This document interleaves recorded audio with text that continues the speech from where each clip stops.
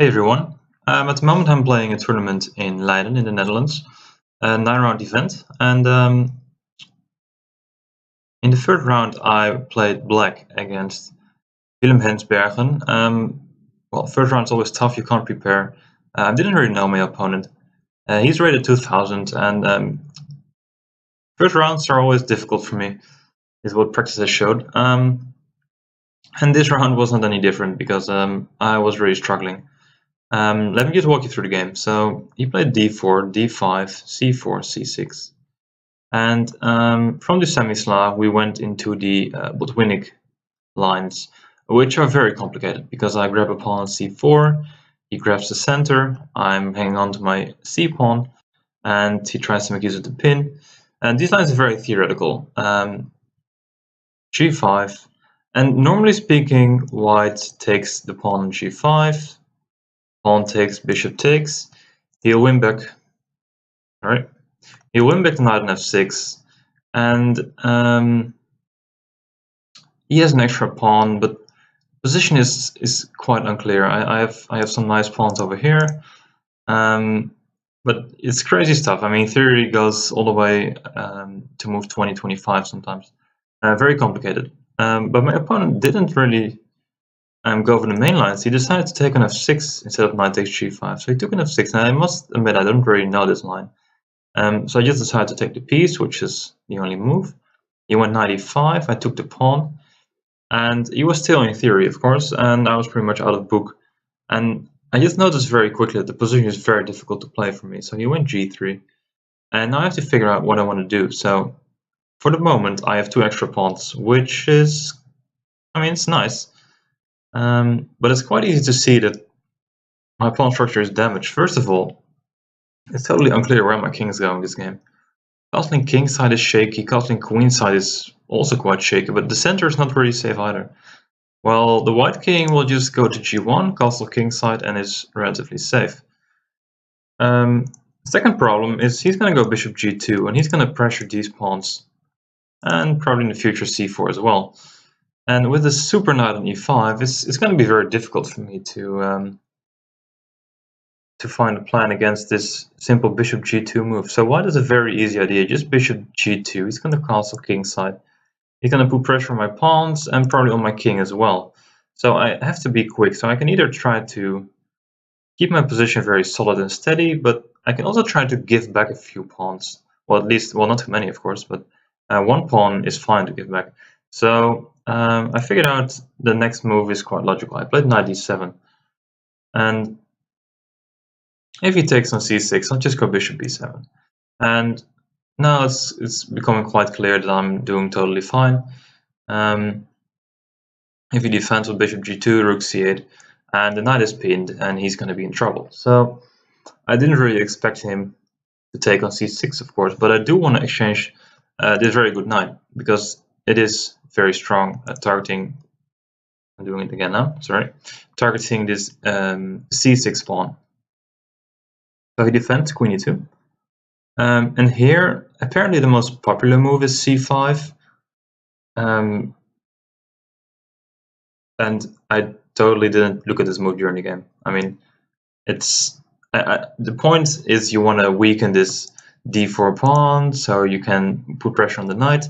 But just giving away b5 looks a bit strange. But apparently it's just fine. If he takes on b5, I can take on d4 actually. And if he wants to have my rook on a8, that's fine. I'll get his knight, and suddenly I have two strong pawns, huge pawn center, and the knight is trapped. And this is apparently very good for black. Also bishop b4 coming, so the position is suddenly very good for me.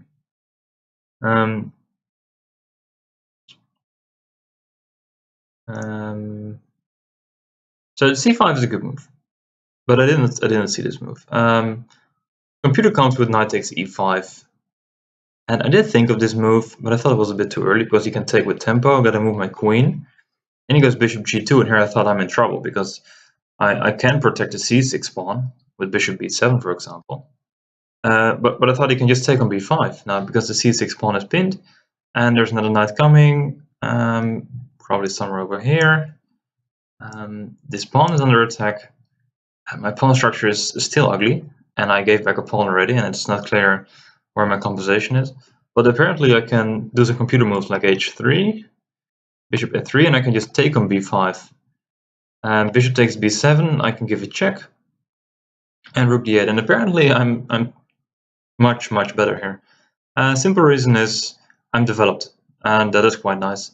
And suddenly it's his king who's uncomfortable, because my pawn is blocking off his flight square. So until then the rook is doing nothing on h1, and I can put my king on any black square I like. I can go to g7, I can go to e7 maybe.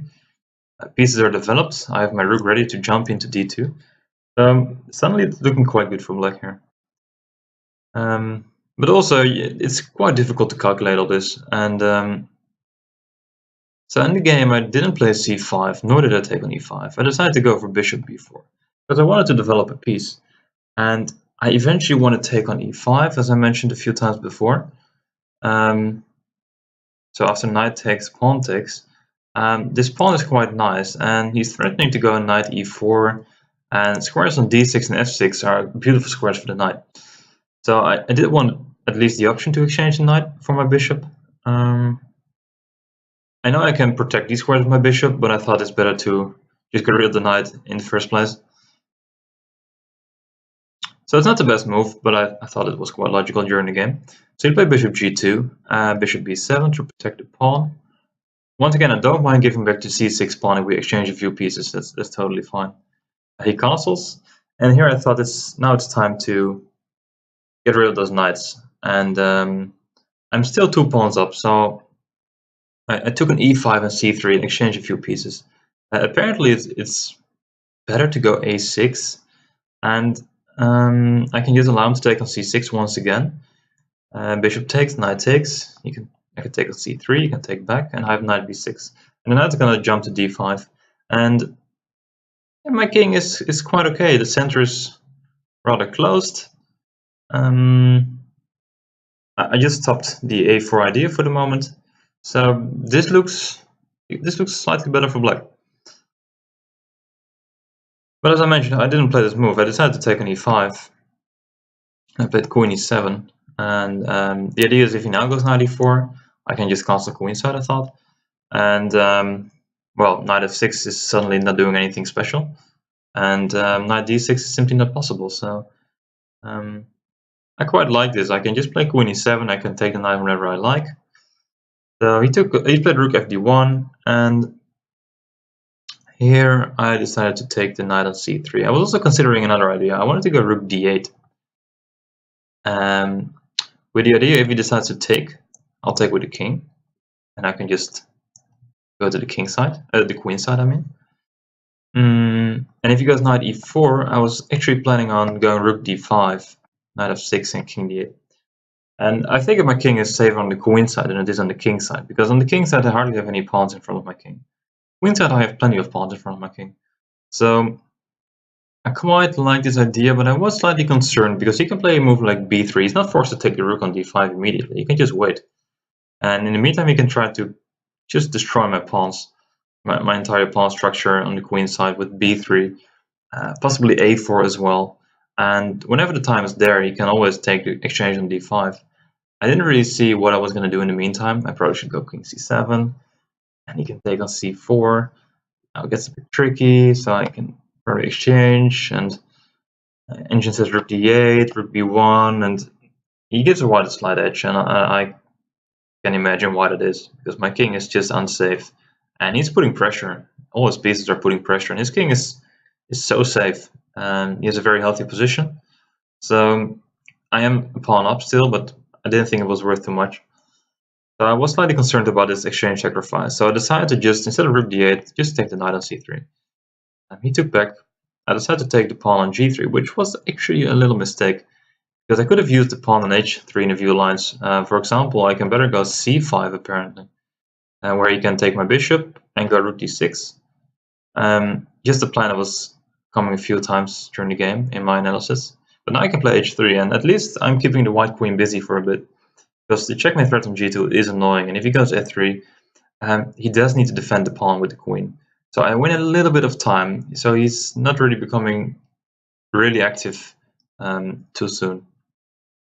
So the take on g3 was slightly inaccurate, but I thought it makes sense because why would I leave my pawn on h4 hanging?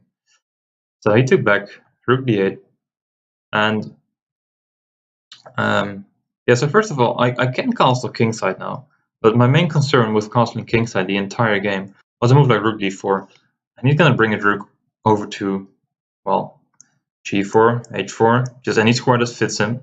I don't know, queen h5, bishop e4. There's just too many pieces coming to my king. That's just too scary. I couldn't really castle kingside, and now I could once again go for c5, but then he can take rook d6, and this rook is just annoying. I mean, it's super strong. Neck rook is coming. Castling kingside still isn't so much fun for me, so didn't like this position. So I played rook d8, and he played queen e3, and it was actually quite annoying. Just attacking this pawn on a7, very sneaky, but quite strong. So I decided to play a6, but now I'm giving him squares. Now queen b6 is coming, and suddenly it's going quick. I figured I need to get my king safe now, because bishop takes c6 check is coming, so I castled. And for some reason I just expected him to take the pawn on c6, bishop takes, queen takes, rook d3, and suddenly I'm taking over the initiative. But I wasn't sure why I was thinking like this, because of course he's not going to take the pawn on c6. I mean, that would be silly. Look at this bishop. It's so passive, with all the pawns on the light squares. Well, almost all of them, but so many pawns on the light squares.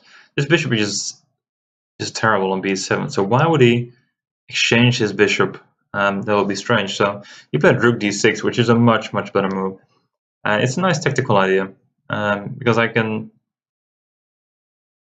Well, I took the rook on d6, and I pretty much have to, because if I play a different move, he's just gonna go rook d1, and at some point I mean, I have to exchange at some point, because I can't really allow him to get his rook to d7, for example. So I figured if I have to take it, I just take it straight away. That's probably the easiest. Pawn takes, and now I can't take with the queen, obviously, because my bishop on b7 will be hanging. So I have to go queen d7, and now I was hoping. I already had the feeling this went wrong somewhere, and I was hoping to just be solid. And I'm still 2 pawns up, but I did realize it's probably not worth too much in this position. So I'm just hoping to keep my position together here. So he played a4, which is not a good move. Another good move, because yeah, if I do something, let's say I play f5, which is the computer's best move. Looks a bit weird, but I'll show you why. So he threatened to take on b5. I'm forced to go a takes b5 and rook a7. And I mean, things are getting worse. Now I can go rook f7, which is the idea of f5. And if he tries to go bishop a3 and activate his bishop, like bishop h5, bishop e8, it's a tricky way to exchange a few pieces. But pretty much all the queen endgames are winning for white, because this pawn is so strong. And with the queen there to support, it's quite easy to push your pawn all the way to d8 once you exchange the bishops and the rooks.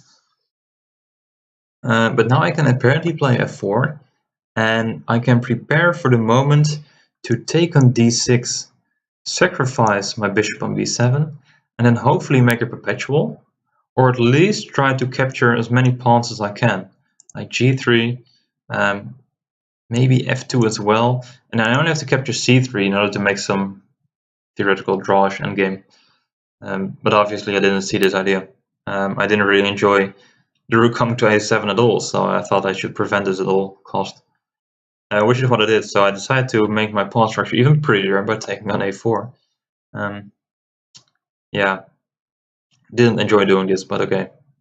He went rook b1, and now I need to try and see counterplay. I have 3 pawns, so I need to sacrifice a few pawns in order to become active, because else he's just steamrolling my entire position. So I decided to go for a3. Just to get his queen distracted, because now he can't take on b7, of course, because queen takes, rook takes, and a2, and he can't stop my pawn.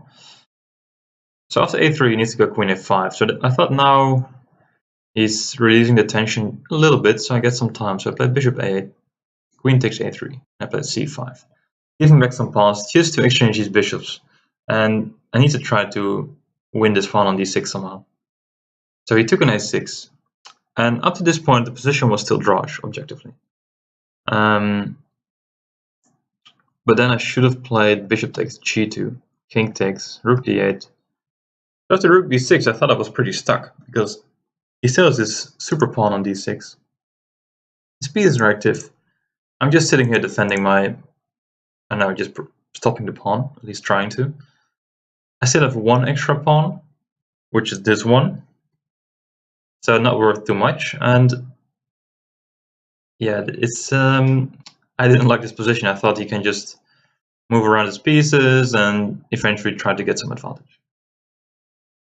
Computer says it's equal, but I don't trust the position at all. So I thought I'll be clever. And I played the move bishop d5, and actually offered the draw here, because I already had the feeling there's no chance I'm going to win this endgame. And I'm just hoping for the draw. So I offered the draw, and he took the draw. And I was quite happy, because this was not such a good move. Why not? Well, I just miscalculated in so many ways. First of all, I thought that after rook d1, I had to move rook a8. I thought it was very clever, because queen b6, you got queen a4, and I can become active. That's what I thought. Now the problem is, after rook a8, he can just simply take the rook on a8. And I just saw this after I played my move. Bishop takes, and yeah, his plan is quite easy. He's just going to put his bishop on c6, and yeah, let's say I play a move like something silly, king g7. He's going to go bishop c6. I'll move my queen d7, because obviously if I take the bishop, he just pushes d7. I can't stop the pawn. So queen d8, d7, and he's just going to play this and this, and just winning, totally winning. So that's what I missed. First thing I missed. Second thing I missed was after bishop d5, you can just take, pawn takes, rook b7, and I thought queen e6 is quite good, because I'm pinning this pawn on d6. That's always nice. And I'll just go queen e1 check, queen e4 check, and I don't know, maybe I can go some queen f3 to attack his pawn when he gives me the opportunity. I thought I could at least try to go for the draw here. But I totally missed. He has to move rook e7. And suddenly I don't have all these checks. I might have one check somewhere on the first rank, but since the rook is covering e4, his king will always be safe on g2, because I have no checks with the queen when his king is on g2. And then he's just going to push his d pawn or snag some more of my pawns. So I also missed this one. So bishop d5 was actually quite a terrible move, but I was quite happy he took my draw offer. And while he took my draw offer, he told me, he said, I'm probably winning in this position, but I don't really trust myself converting this advantage to a full point. So yeah, quite happy with the draw, even though I played a much lower rated opponent. But I gotta be realistic. I pretty much got outplayed in the game. I did miss a few opportunities in the opening and middle game to play c5 and to give back a pawn and just release the tension a bit. But then he played pretty good, sacrificed another pawn and kept the initiative. And well, he did get quite a nice edge in the end game. So yeah, draw in the first round. Not too happy, of course, with the result, but looking at the game, I shouldn't complain too much. So yeah, that was it for the first round. So thank you for watching.